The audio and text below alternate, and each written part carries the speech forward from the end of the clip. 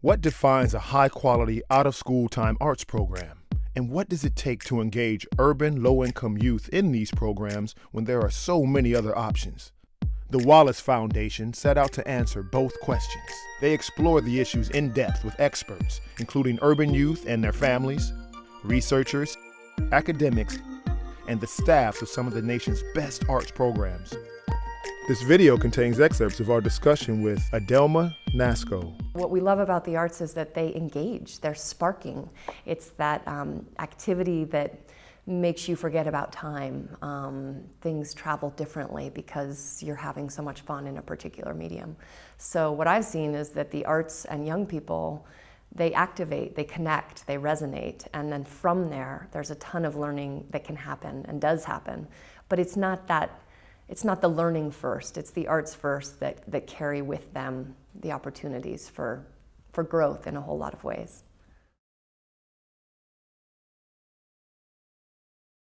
An astute practitioner or artist or somebody working with youth finds that place where a young person is and grows from there. So if the hook is rap music, you start with a song that a young person loves and an analysis of the language, the words, and then figure out how you can develop a lesson from that then takes it from music perhaps into another modality or artistic form. And there's just always got to be that next handhold so that there never is a moment when the learning is done or you've aged out or the program has been completed, but what's next?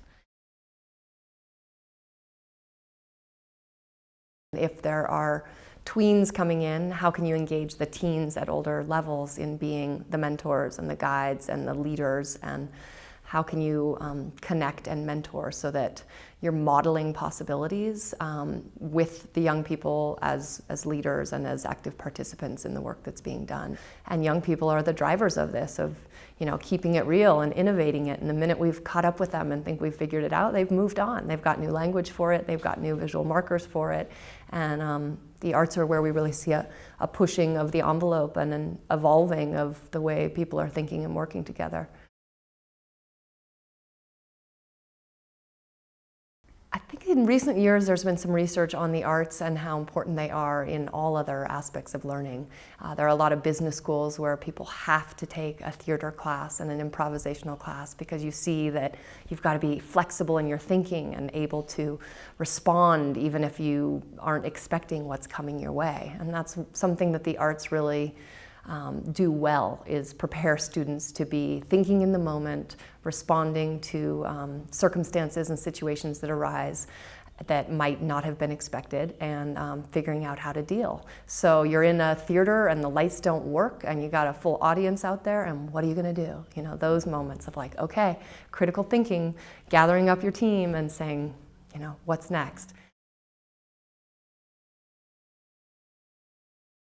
Anytime there's a drop-in program, there again just needs to be a project that drives it. So if you're going to drop in, there has to be an opportunity to learn and start something, move it through its production and into completion. The drop-in program is also an important model for those who may not be able to spend a whole summer or a whole year, but want to get the benefits of being part of an organization that's doing great work with and for young people.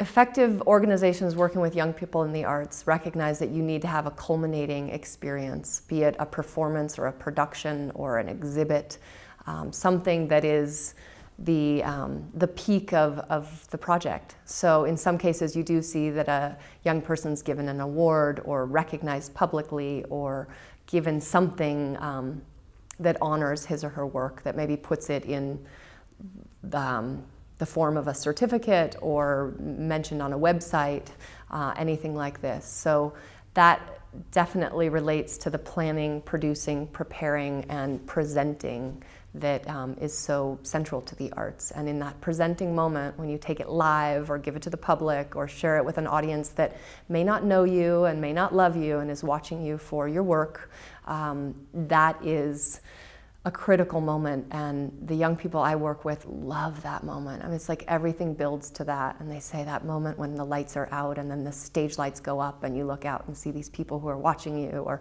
the moment you hang your art on the wall and have adults coming and asking you questions or people commenting on it. And the same would be, posting it on the web or somewhere where you're getting feedback on it. That moment of taking your skills and presenting them and giving them publicly and receiving some acknowledgement in whatever form it is really, really important part of the learning. For more in-depth discussion of the research findings, we invite you to read the full report and to watch the project videos.